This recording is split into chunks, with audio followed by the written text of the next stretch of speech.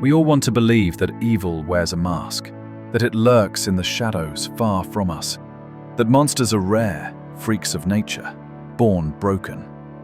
But what if that's a lie? What if evil isn't something you're born with, but something anyone can become? History tells a chilling story. Ordinary men and women, parents, teachers, neighbors, have committed unspeakable acts. Not because they were insane, but because the conditions allowed it, because the system rewarded it, because the group expected it.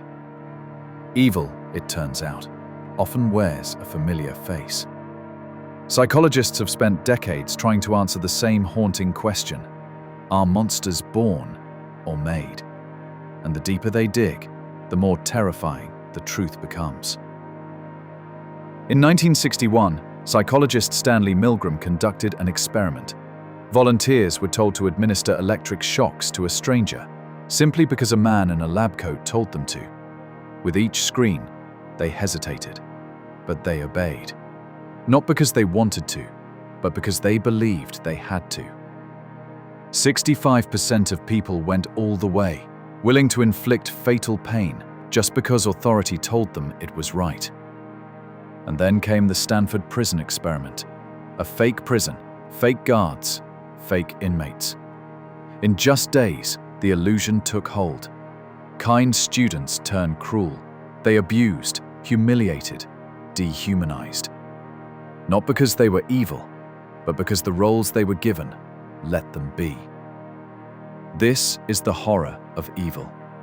It doesn't always announce itself. It doesn't wear horns. Sometimes it wears a uniform, a suit, a smile. And it doesn't ask you to hate. It simply asks you to conform.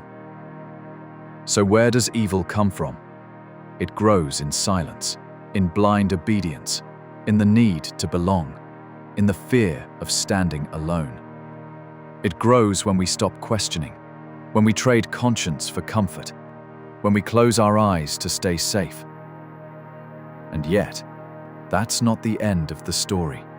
Because if evil can be made, so can resistance, so can courage, so can kindness. We are not born monsters. We are born malleable, which means we always have a choice. The real question isn't, are monsters born or made? It's, what would you become if no one was watching? And what would you stand for if everyone else stood against it?